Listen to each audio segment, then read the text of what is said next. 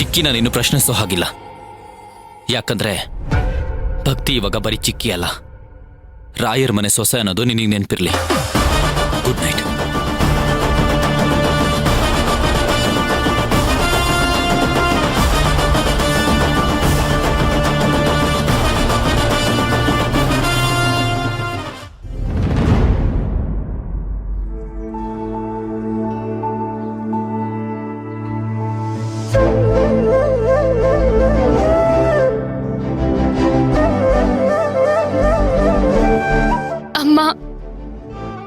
ನೀವೆಲ್ಲ ನನಗೆ ತುಂಬಾ ನೆನಪಾಗ್ತಿದ್ದೀರಾ.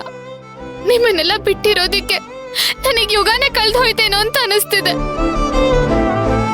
ನಿಮಗೂ ಹಾಗೆ ಅನಿಸ್ತಿರುತ್ತೆ ಅಲ್ವಾ? ಚಿಕ್ಕಪ್ಪನ್ ಬಿಟ್ಟು ಇನ್ ಮನೆಯವರೆಲ್ಲ ನನ್ನ ಪರಾನೆ. ಚಿಕ್ಕಪ್ಪನ್ ಕೋಪ ಕಮ್ಮಿ ಆದ್ರೆ ಸಾಕು. ಅಮ್ಮ ಪ್ಲೀಸ್ ಅಮ್ಮ, ಚಿಕ್ಕಪ್ಪನ್ ಕೋಪ ಆದಷ್ಟು ಬೇಗ ಕಮ್ಮಿ ಆಗೋ ಹಾಗೆ ಮಾಡು. ಇಲ್ಲ ಅಂದ್ರೆ ಇನ್ನು 6 ತಿಂಗಳಾದ್ಮೇಲೆ ನಾನು ಎಲ್ಲಿ ಅಂತ ಹೋಗ್ಲಿ ಅಮ್ಮ? ಈ ಮದುವೆ ಅನ್ನೋ ಒಪ್ಪಂದಕ್ಕೆ 6 ತಿಂಗಳು ಟೈಮ್ ಕೊಟ್ಟಿದ್ದೀನಿ ನಾನು. ನಾವು ಅನ್ಕೊಂಡಿದ್ದಾಗಿದ್ದ ಮರುಕ್ಷಣನೇ ಈ ಮದುವೆ ಅನ್ನೋ ಒಪ್ಪಂದ ಮುಗ್ದು ಹೋಗುತ್ತೆ.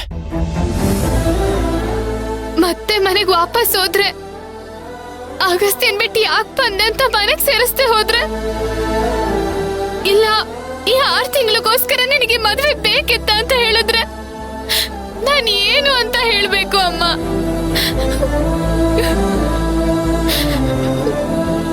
ಪ್ಲೀಸ್ ಅಮ್ಮ, ಎಲ್ಲ ಮುಂಚಿನ ತರ ಮಾಡ್ತೀಯಾ? ಖಂಡಿತ ಅವಳು ಮಾಡಲ್ಲ.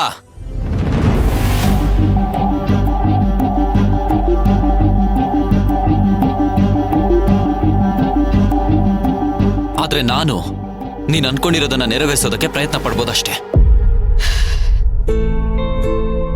ಏನ್ ಗೊತ್ತಾ ಅಗಸ್ತ್ಯ, ಕಣ್ಣಿಲ್ದೇ ಇರೋರ್ಗೆ ಒಳಗಣ್ಣಿಂದ ಕಾಣುತ್ತಂತೆ. ಆದ್ರೆ ಕಣ್ಣಿದ್ದು ನೋಡಿದ್ದನ್ನ ಒಪ್ಕೊಳ್ದೇ ಇರೋ ಮನ್ಸಿಗೆ ಏನ್ ಮಾಡಿದ್ರು ನಾವ್ ಅನ್ಕೊಂಡಿರೋದನ್ನ ಸಾಬೀತ್ ಮಾಡಕ್ ಆಗಲ್ಲ. ಕರೆಕ್ಟ್ ಆಗಿ ಹೇಳಿದೆ ನೋಡು. ಕೊನೆಗೂ ಅರ್ಥ ಆಯ್ತಲ್ಲ ಆ ಮಾಯಾವಿ ಬಗ್ಗೆ ನಿಂಗೆ. ನಾನು ಹೇಳ್ತಿರೋದು ಅಮ್ಮನ್ ಬಗ್ಗೆ ಅಲ್ಲ,